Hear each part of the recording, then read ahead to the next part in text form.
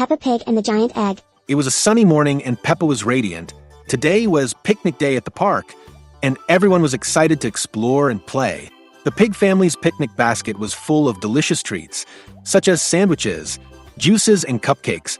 Peppa and George couldn't wait to join their friends. Let's go quickly, George. Peppa said, holding her little brother's hand as he dragged his toy dinosaur. Dino. Arr. Replied George, smiling excitedly. When they arrived at the park, Susie and Edmund were already there. Susie was playing jump rope, while Edmund was sitting under a tree reading a book about birds. Hi, Peppa. Hi, George. Shouted Susie, waving happily. Hey guys, Replied Peppa. what do you want to do today? We can explore, play, or even hunt for treasure. Explore. Shouted George, pointing to an area full of trees and bushes in the corner of the park. The group agreed, and they all ran towards the bushes, curious to see what they could find. They turned over leaves, looked under rocks, and even observed some insects. It was then that Susie shouted, Guys, come see this. I found something incredible. Peppa, George, and Edmund ran to where Susie was. On the ground, partially hidden among the leaves, was a gigantic egg. It was white with green spots that sparkled in the sunlight. Wow, this is huge. Peppa said, her eyes shining with curiosity. It's a dinosaur egg. Said George, holding up his toy and pointing at the egg excitedly. Then Edmund said, It can't be, George. Dinosaurs became extinct millions of years ago. That's probably an ostrich egg. They lay giant eggs, you know? I think it's a penguin egg. by Susie's opinion. My favorite toy is a penguin, and this egg looks like it. Peppa shook her head. You are all wrong. I'm sure it's a swan's egg. I read the story of the ugly duckling, and swans hatch from big eggs like that. While the children were discussing what could be inside the egg, they heard the sound of footsteps. The origin of the egg, it was Mississippi Rabbit, pushing his juice and snack cart through the park. Good morning. Children, what are you doing? She asked, curious to see them gathered around something. We found a giant egg. Replied Peppa, pointing to the egg. A giant egg. Said Mississippi Rabbit, approaching to take a look. Now, that's interesting, but we shouldn't touch it. We don't know where it came from. It's a dinosaur. Insisted George. It's not, George. Retorted Edmund. It's an ostrich. Penguin. Dees Susie. Swan. Added Peppa. Mississippi Rabbit laughed. Calm down. Children, let's solve this mystery. I think I'd better call the zoo. They can tell us exactly what animal this egg is from. While Ms. Rabbit picked up the phone to call, the children continued to imagine what could be inside the egg. If it's a dinosaur, it'll go RR when it's born. George said, imitating the sound of his toy. If it is a swan, it will swim elegantly in the lake. Said Peppa, smiling. And if it's a penguin, you'll love playing in the snow. Susie added. Shortly afterwards, Mississippi Qualo returned with an excited expression. I found out whose egg it is. It belongs to Dona Crocodile. She was visiting the park earlier today and lost the egg. She's already on her way to pick him up. The children were surprised. Peppa then said, A crocodile. Like this? That's right. confirmed Ms. Rabbit. Crocodiles lay eggs. And she must be very worried about her baby inside. We did well not to touch him and wait for help. Peppa looked at her friends and smiled. I think we learned something important today. We should never jump to conclusions. It's always better to ask an adult we know for help. That's right. Edmund agreed. When Mrs. Crocodile arrived, she thanked the children and Mrs. Crocodile, Miss Rabbit, for taking such good care of the egg. The children said goodbye happily, eager to tell their parents about the adventure they had. Before taking him away, something unexpected happened. A low, rhythmic noise began to echo. Talk, talk, talk. What is that?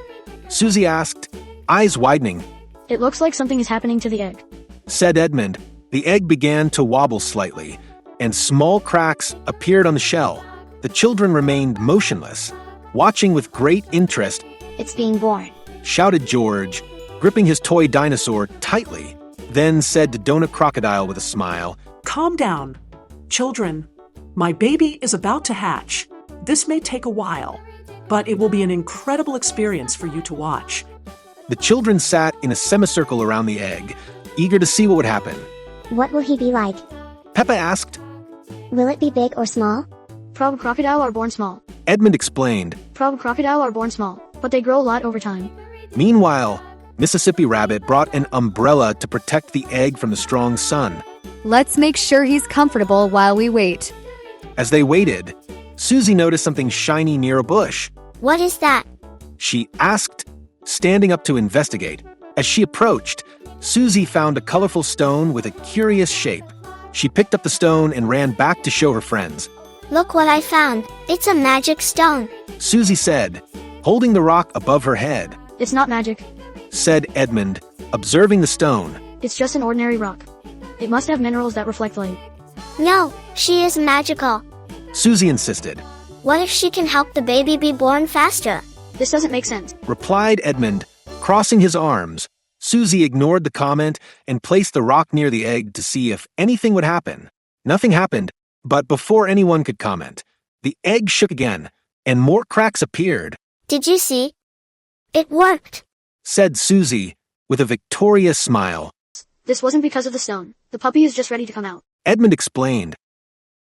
The baby crocodile, as the egg continued to crack, other friends arrived at the park. Pedro Pony Eye and Rebecca Rabbit appeared, curious to know what was happening, and Peppa soon explained what was happening. Everyone sat down to watch. Pedro and Rebecca brought snacks that they shared with the group while they waited for the big moment. Do you think the puppy will like carrots? Susie asked. Mrs. Crocodile laughed. Baby crocodiles don't eat carrots. But thank you for your kindness. Suddenly, the sound of heavy footsteps caught everyone's attention. It was Mr. Bull, who was passing through the park with his tools. What's going on here? He asked, looking at the assembled group. We are waiting for Mrs. Crocodile's baby to be born. Peppa explained. Oh, this is something you don't see every day. Said Mr. Bull. Impressed, he placed his tools on the ground and joined the group. While everyone was talking, the egg gave a big swing and, with a crack high, the shell finally broke. A small crocodile emerged, blinking its eyes as it looked around. He's so small. Said Susie, delighted. And so cute. Added Peppa. George held his dinosaur and said, Dinosaur. No, George. He's a crocodile, not a dinosaur. Mrs. Crocodile approached and hugged the cub carefully. Welcome to the world. Little one, you are so beautiful. While Mrs. Crocodile took care of her baby, the children began to reflect on the experience. I thought it was a penguin egg. Said Susie, laughing to herself. And I was sure it was a swan. Admitted Peppa. This is why we should never jump to conclusions. Says Edmund. It's always better to wait and find out the truth. And ask an adult for help. Added Peppa, looking at Mississippi Rabbit and Mrs. Crocodile. You guys did a great job taking care of the egg. Said Mrs. Crocodile. I am very grateful to all of you. The newborn baby crocodile was snuggled in Mrs. Crocodile's arms, but before everyone could relax, an unexpected problem arose. The storm, Look, it's getting cloudy. said Susie, pointing to the sky. Dark clouds began to cover the sun, and a strong wind blew, scattering leaves and branches across the park. It looks like it's going to rain. Commented Mississippi Rabbit, frowning. And it's no ordinary rain. It's a storm. The little crocodile let out a low squeak, clearly frightened by the loud sounds of the wind and the first drops of rain that began to fall. He's scared. Said Peppa, worried. We need to find a safe place for him and Mrs. Crocodile. Edmund suggested.